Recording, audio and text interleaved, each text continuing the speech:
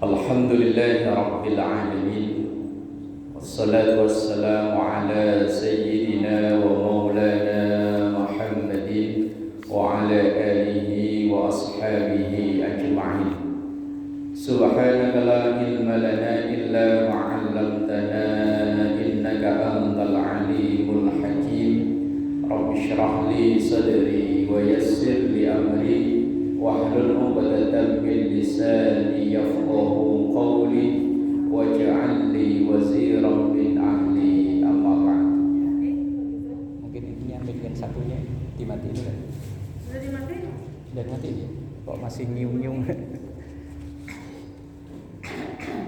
Liridha illah wa li syafa'ati rasulillah wa ila hadratin nabiyil mustafa Muhammadin sallallahu alaihi wasallam wa ala alihi wa ashabihi wa azwajihi wa dhurriyyatihi wa ahli baitihi al-kiram wa jami'i ummatihi minal muslimina wal muslimat wal mu'minina wal mu'minat aynama kanu, khususan mu'allif hadzal kitab al-Imam Zakiyuddin Abdul Aziz bin Abdul Qawi al-Mundhiri wa ila man assasa Masjid al-Hidayah syabillahi lahum al-Fatiha. أعوذ بالله من الشيطان الرجيم بسم الله الرحمن الرحيم الحمد لله رب العالمين الرحمن الرحيم مالك يوم الدين إياك نعبد وإياك نستعين اهدنا الصراط المستقيم صراط الذين أنعمت عليهم غير المغضوب عليهم ولا الضالين آمين. Bismillahirrahmanirrahim. Lanjutkan ngaji At-Targhib wa Tarhib. Kemarin di bab At-Targhibu fi qasris salati, keutamaan atau kebolehannya meringkas salat, di halaman 29.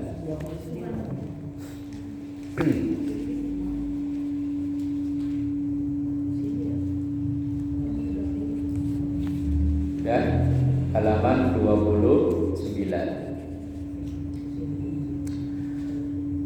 At-Targhibu fi qasris salati. Kana sallallahu alaihi wasallam yuqassiru fis safari taratan wa yutimmu ukhra wa yasumu taratan wa yuftiru ukhra. Karena adalah sallallahu alaihi wasallam, Nabi Muhammad sallallahu alaihi wasallam, yuqassiru, mengkosor, meringkas, fis safari, di perjalanan, tarotan, satu ketika, wa yutimmu ukhra, dan menyempurnakan di kesempatan lain. Artinya Rasulullah itu ketika dalam perjalanan kadang sholatnya dikosor, kadang dilaksanakan sempurna.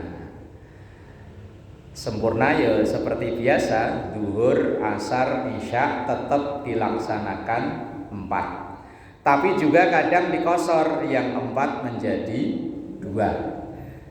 Lah oleh para ahli fikih, sholat qashar ini diperbolehkan apabila memenuhi syarat. Misalnya syarat yang pertama yang boleh diqashar itu yang rubaiyah. Rubaiyah itu artinya sholat yang 4 rakaat. Nah kalau 3 qasharnya jadi berapa? 1,5. Lah yang setengahnya itu ngambilnya dari mana? Dari setengah pertama atau setengah terakhir? Ya, makanya nggak bisa. Kalau subuh kok ya kebangetan, cuman 2 aja kok mati minta korting ya. Sholatnya 4 rakaat, kemudian safarnya, perjalanannya udah memenuhi syarat. Kalau ijtihadi ahli fikih itu sekitar 80 km. Kalau dari sini sampai Bandung ada ya? 80? Ada? Lebih? Oh berarti udah boleh. Pohor. Kalau dari sini ke Bojong belum boleh. Sini ke Bojong baru sekitar 18 atau sekitaran itu. Kalau melihat di di speedometer motor tuh. Kalau lewat lurus Kebon Baru, Muara Tawar itu sekitar 18. Kalau belok lewat Marunda itu sekitar 21. Berarti belum boleh. Kalau itu 4 kali baru boleh ya. 4 kali bolak-balik baru boleh. Lah iya. Lah kemudian safar tujuannya bukan tujuan maksiat. Kalau tujuan mubah, apalagi sunnah, apalagi wajib. Wajib contohnya orang haji, orang tugas negara, tugas untuk melaksanakan haji, atau kalau orang kerja, orang merantau, ya bisa jadi wajib ya. Kalau dia seorang suami sebagai penanggung jawab nafkah anak istri, ia bekerja itu hukumnya wajib, maka perjalanannya ya wajib. Kalau perjalanannya sunnah, maka hukumnya ya sunnah. Orang umroh sunnah. Kalau mudik, mudik apa mudik? Lah iya mudik. Lah kalau kampungnya deket, kampung Bojong ya nggak boleh, apalagi kampung Mangga ya nggak boleh. Mudik hukumnya apa?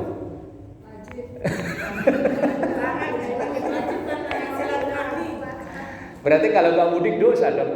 Kalau wajib, ya mudik silaturahim ya hukumnya sunnah lah ya. Tapi ya bisa menjadi wajib kalau dikhawatirkan dia nggak mudik nanti persaudaraan bubar, putus, bisa jadi wajib. Kalau jalan-jalan, iya, ibu biasanya kan jalan-jalan kemana, kayak Ciater, apa ke Puncak, apa kemana?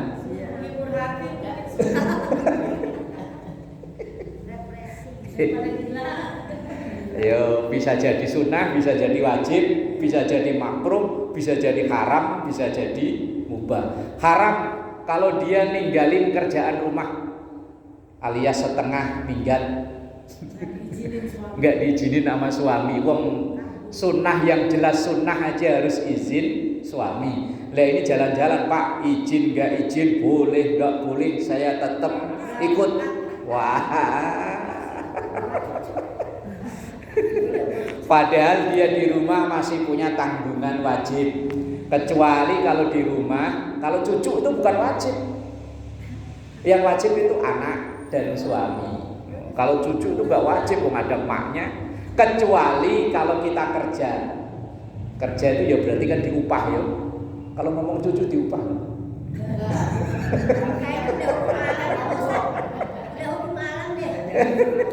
Malah kadang yang nombok ya.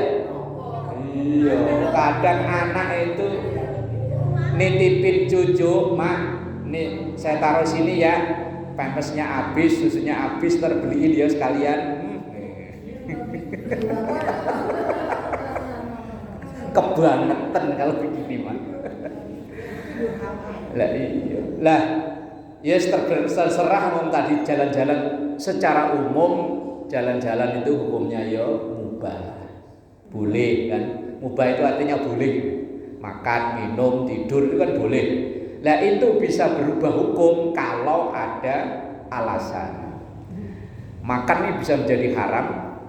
Kalau pas puasa Ramadan gak ada alasan apa-apa tiba-tiba dia makan, membatalkan puasa tanpa alasan kan haram.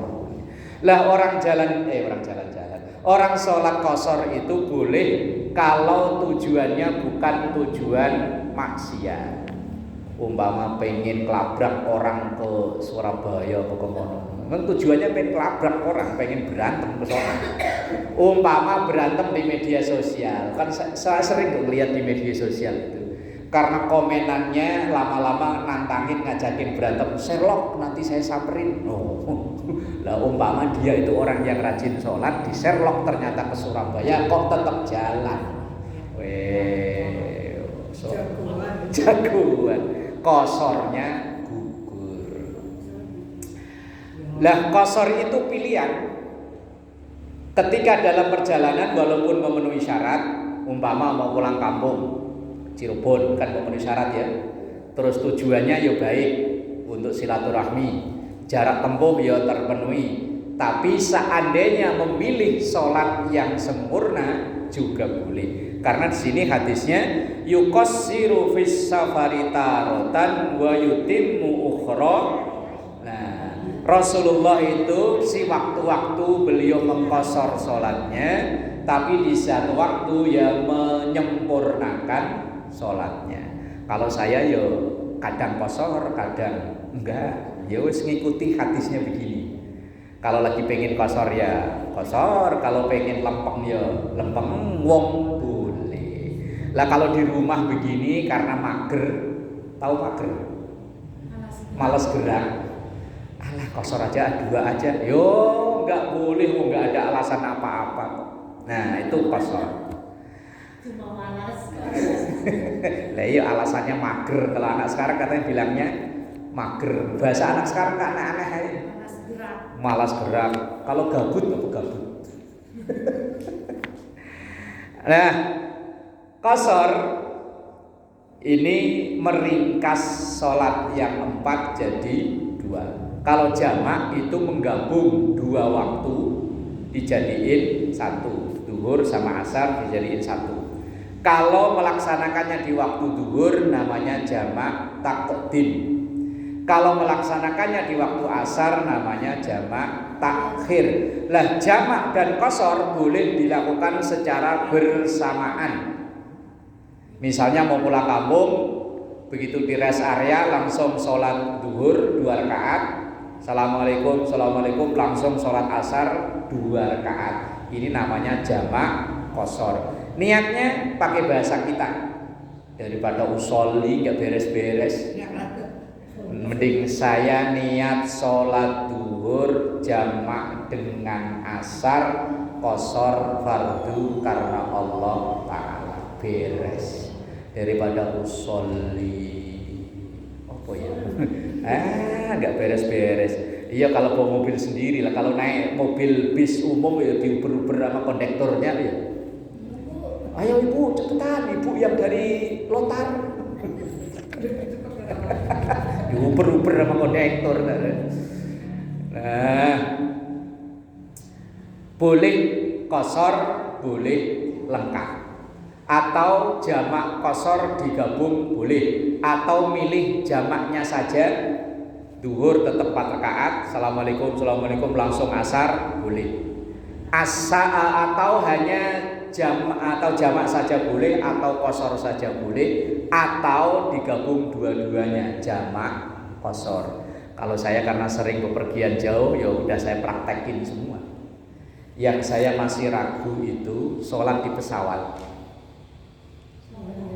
Saya sendiri masih ragu. Saya cari-cari referensi masih ragu. Oke, kalau wudhu, mungkin saya bisa jaga wudhu. Kalau tayamum di mana? Wong pesawat itu bersih. Kalau Metro Mini, ya Metro Mini, sekarang udah gak ada ya. Metro Mini itu turun muka bisa buat pelukis, buat tayamum. Lah kalau pesawat tayamum di mana? Bersih. Coba aja, Lah kok seolah-olah ya harus ada itunya kok. Saya pernah mempraktekkan. Ambil air wudhu saya jaga dengan benar-benar saya jaga lah pokoknya supaya nggak batal. Begitu udah sampai ke atas, madep saya kemana? Wong sholat itu sholat fardu wajibnya madep kiblat. Lah iya makanya saya sendiri masih bingung karena dulu di zaman Nabi jelas belum ada, zaman para sahabat jelas belum ada, para tabi'in belum ada. Kalau di kendaraan darat kan udah ada contohnya. Lah kalau di pesawat, iya kalau saat kereta kan di darat kan masih bisa kan. Lah kalau di pesawat madepnya kemana? Atau pas misalnya pas terbang mau umroh, pas berada di atas Ka'bah apa yang madep ke bawah terus?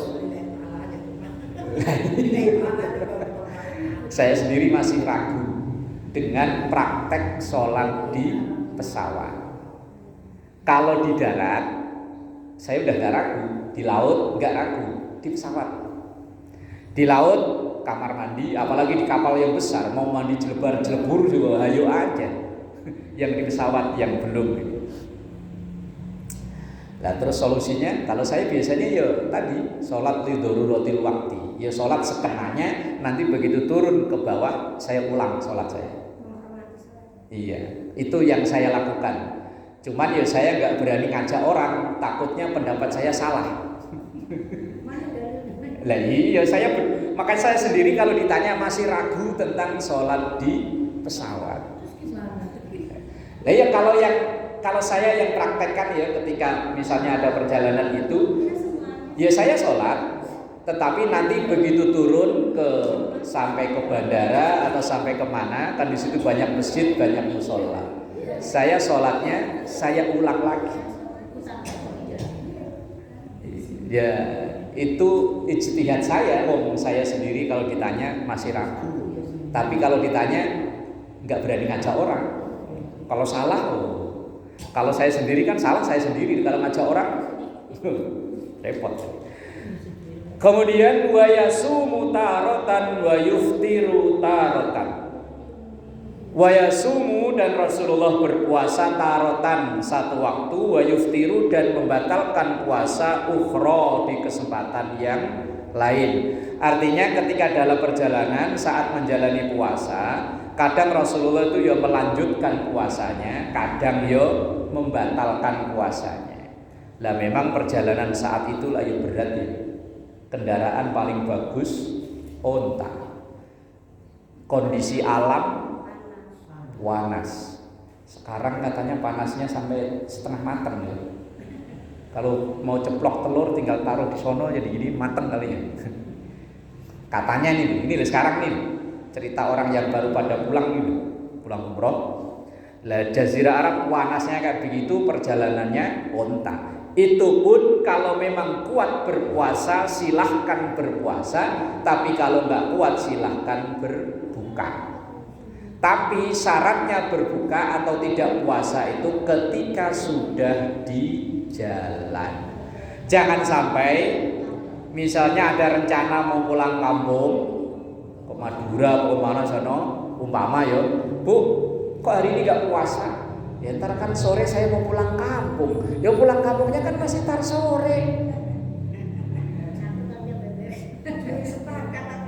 Curi setar namanya itu.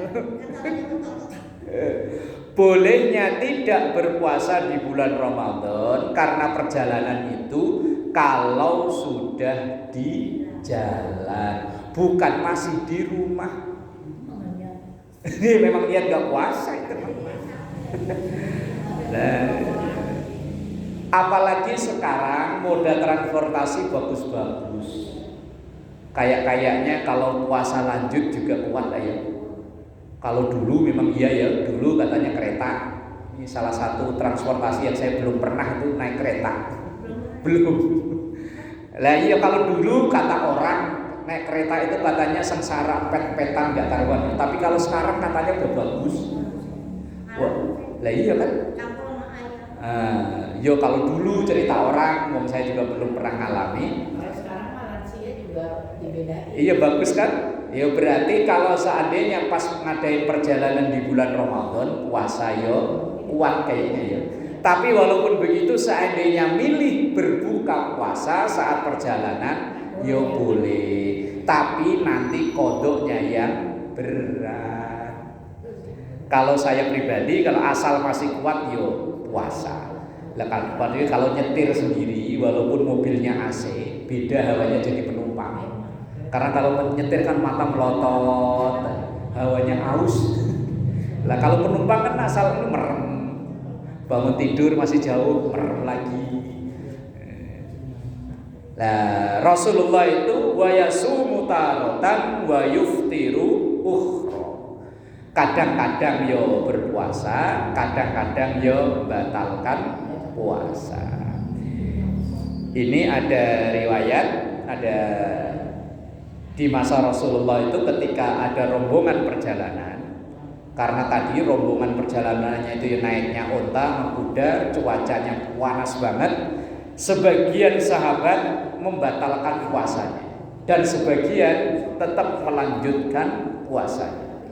Kemudian dua-duanya ngadu pada Rasul, ya Rasul ini bagaimana? Yang benar ini yang masih tetap puasa atau yang batalin puasa? Rasulullah membenarkan dua-duanya. Yang masih kuat puasa ketika perjalanan jauh silahkan, tapi yang nggak kuat mau buka puasa yo silahkan, tapi nanti wajib qadha. Cuma kadang kalau kita batalin, kalau melihat orang buka puasa nyesel, ya kan? Lah iya, kadang paling cuma minum doang. Ya saya ngalami karena nyetir sendiri. Kan istri, anak, keluarga kan pada tetap puasa karena saya gak kuat ya wis. Begitu menjelang maghrib, kata istri, Mas mampir ke rest area, ya udah. Begitu melihat mereka pada berbuka puasa, coba kalau tadi saya gak batalin. Nyesel. Apalagi ngodoknya gak ada temen, wah tambah abot. Kalau bareng ada temennya ya. Tapi walaupun begitu secara hukum boleh.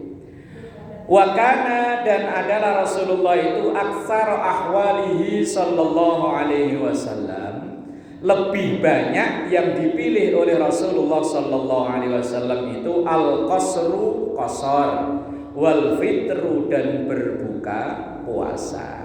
Jadi kalau dihitung-hitung, yang dipilih oleh Rasulullah itu lebih banyak qasar daripada yang lengkap, lebih banyak berbuka puasa daripada melanjutkan puasa. Itu ketika di perjalanan. Berarti ada pilihan, boleh mengqasar, boleh enggak, boleh berbuka puasa, boleh enggak, boleh dua-duanya. Kalau dalam perjalanan yang memenuhi syarat itu tadi. Nah, kalau kita ya tinggal pilih yang mana. Mau qasar boleh, mau enggak ya enggak apa-apa. Yang penting tadi memenuhi syarat. Wa yaqulu, dan Rasulullah bersabda, hadhihi, ini itu maksudnya bolehnya mengqasar, bolehnya berbuka puasa. Shadaqatun, sedekah, tasaddaqallahu biha alaikum, yang Allah berikan sedekah alaikum untuk kalian. Artinya kemurahan dari Allah untuk kita. Sholat yang aslinya 4 boleh 2, Ramadan yang wajibnya berpuasa boleh tidak berpuasa. Maka fa'aqbalu, terimalah oleh kalian shadaqatahu, kemurahan yang diberikan oleh Allah. Jadi kalau ditanya afdolnya, ya afdol qasar, afdol buka puasa. Tapi kalau memilih tetap ya boleh, memilih melanjutkan puasa ya boleh.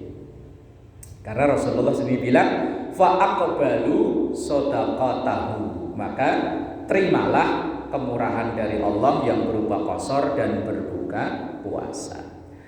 Fa innallaha, maka sesungguhnya Allah yuhibbu, itu senang, ayyuti antu'tiya, ketika engkau menerima rukhasuhu, rukhsahnya. Rukhsah itu keringanan, dispensasi. Kalau ada keringanan kok kita memilih, itu yang lebih disukai oleh Allah. Boleh jamak maka kita pilih jamak, boleh qasar kita pilih qasar, boleh tidak berpuasa kita tidak berpuasa. Itu ternyata yang disenangi oleh Allah. Jadi kalau seandainya kita sakit, nggak usah memaksakan untuk melanjutkan puasa. Cuman ya tadi, ya itu tadi loh, kadang kodoknya yang berat, terus kadang ada rasa nyesel ketika datang waktu berbuka puasa. Tapi justru bisa menjadi hukum haram kalau orang sakit nekat puasa, kemudian karena puasanya itu penyakitnya makin tambah parah. Karena Islam itu yuridullahu bikumul yusra wa la yuridu bikumul usra. Allah itu menghendaki kemudahan buat kita, tapi tidak menghendaki kesulitan buat kita. Kalau memang ketika sakit kok sakitnya tambah parah, justru haram ia berpuasa. Lebih baik dihentikan dulu. Nanti kalau sudah sehat, cek ke dokter, percaya dengan dokter karena dokter yang ahlinya. Wong ada ayat Quran itu, fas'alu ahla dzikri in kuntum la ta'lamun. Bertanyalah kepada ahlinya kalau kita tidak tahu tentang sakit. Ini yang paling tahu yo dokter. Barusan tadi saya ngobrol sama orang itu saking nggak percayanya sama dokter, sakit sudah sekian bulan diajak berobat nggak mau. Ia bilangnya nanti kalau Allah kasih sembuh ya sembuh. Saya bilang begini, yo nanti besok-besok kalau kamu lapar jangan makan. Nanti kalau Allah menghendaki kenyang yo kenyang. Gak bisa. Ini pokoknya kalau saya sakit nanti yo kalau Allah menghendaki sembuh. Iya kalau Allah menghendaki, cuman kan Allah menghendaki itu harus ada syariatnya, ada wasilahnya. Ya benar ada ayat fa idza maridtu fa huwa yashfin. Kalau saya sakit Allah yang menyembuhkan. Tapi Allah menyembuhkan ada wasilahnya. Wasilahnya kalau sakit yo dokter. Ini saking apa? Akhirnya malah nyiksa diri sakit berbulan-bulan, celentang aja. Diajak berobat bilangnya, saya percaya sama Allah nanti kalau sembuh ya sembuh. Itu ya ibarat kata orang lapar tapi nggak mau makan. Kalau nanti Allah menghendaki kenyang yo kenyang juga begitu. Wong kita itu diperintahkan untuk ikhtiar. Lah termasuk ikhtiar untuk sehat itu kalau memang kita lagi sakit puasanya yo diliburkan. Nggak usah memaksakan. Wong sholat aja kalau memang kuat berdiri yo berdiri bagi yang mampu. Kalau nggak mampu apa ya dipaksa lah yo enggak.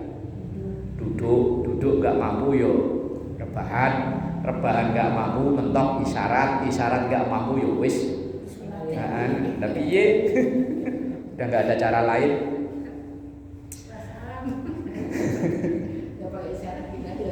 Lah iya, baca isyarat itu maksudnya begini loh. Selama rohnya itu masih ada, itu orang itu masih kewajiban untuk sholat. Walaupun isyaratnya hanya dengan mata kedip-kedip atau mungkin hanya dibatin oleh orang yang saya pernah ditanya sama orang yang jagain keluarganya dalam keadaan koma. Yes boy nggak bisa ngapa-ngapain lah. Tapi ketika diajak komunikasi itu kadang masih ada lah. Berarti kalau secara medis kata dokter ini ibunya masih sadar, cuma hanya nggak bisa. Lah terus kalau kayak gini Pak Ustadz masih wajib sholat nggak? Masih, selama masih sadar. Lah sholatnya gimana? Ya sebisanya dia. Ibu yang jagain ibunya cukup bisikin aja, Ma, waktunya sholat duhur ya, sholat. Dah gitu aja. Yang ada sedih aja. Lah iya ya pasti itu mah. Nanti begitu sholat asar umpama jam 3:30, Ma, sholat asar ya. Ya sebisanya lah gimana lagi? Lah iya, wong dia masih tahu, masih sadar, cuma hanya nggak bisa memfungsikan anggota tubuhnya. Selama akal ini masih ada, masa sholat itu masih wajib. Lah kalau nggak mau sholat, gampang akalnya hilangin.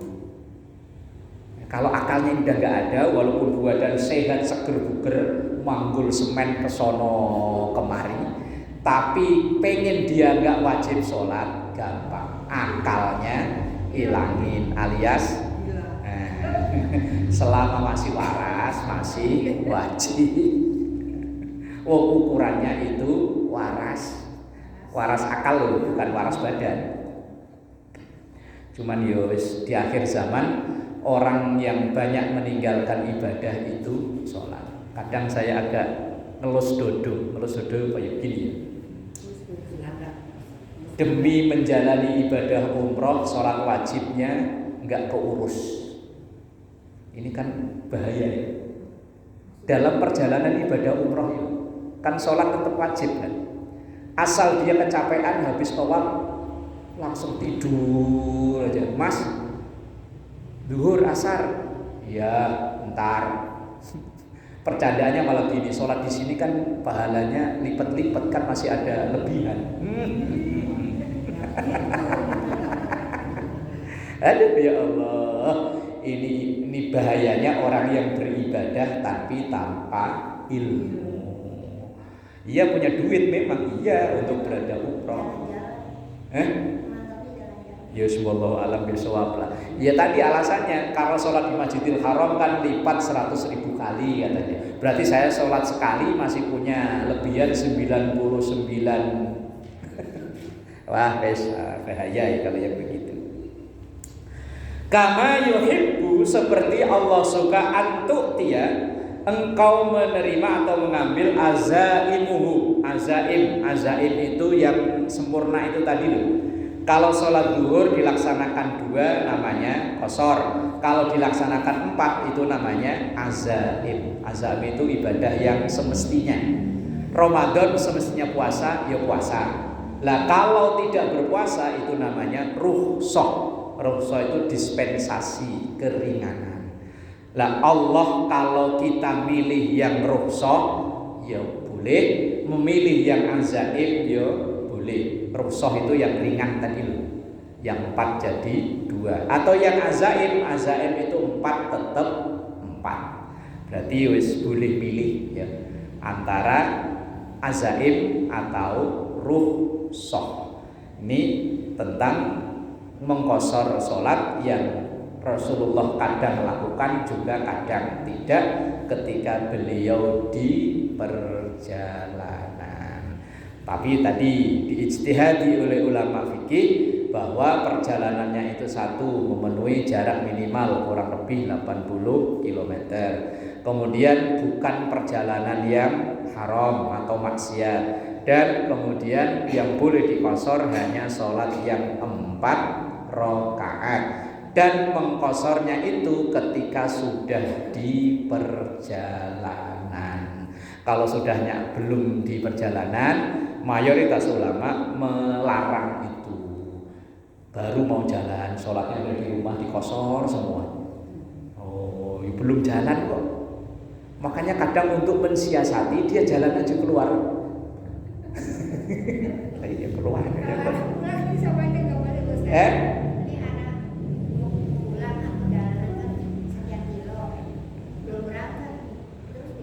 Lah iya, syaratnya itu diperbolehkannya kalau di perjalanan. Lah iya, itu namanya kan masih perjalanan kan.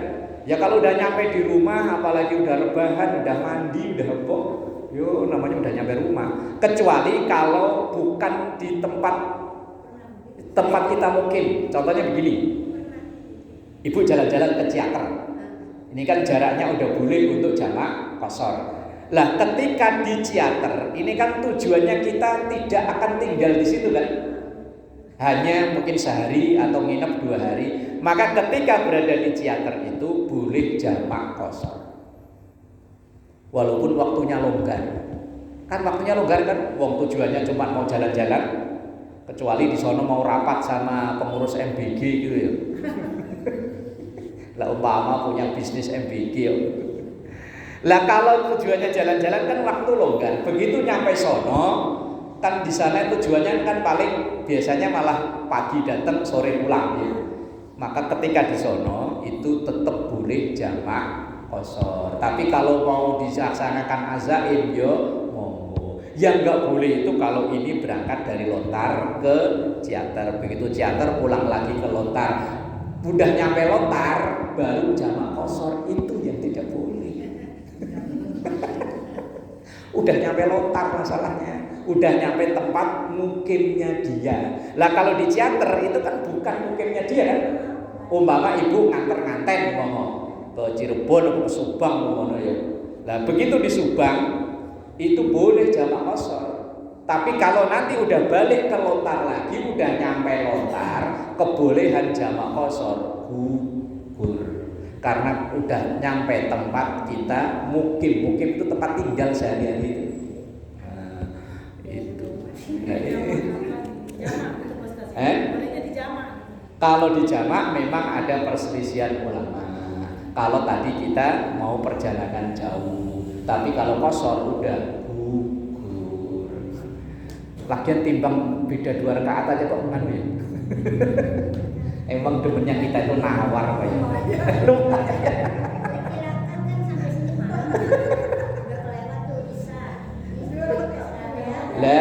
masih di rest area, monggo. Karena itu kan masih di perjalanan. Yang nggak boleh itu udah nyampe rumah di situ. Lah kalau belum nyampe rumah, misalnya berhenti dulu di mana kek, di Cakung atau di mana sono, kan belum nyampe rumah kan? Masih dalam perjalanan boleh. Yang nggak boleh itu udah nyampe masuk rumah, apalagi udah mandi, udah mampir dulu ke sini, kan belum nyampe rumah ya. Yang penting belum nyampe tempat tinggalnya. Wallahu a'lam bishawab.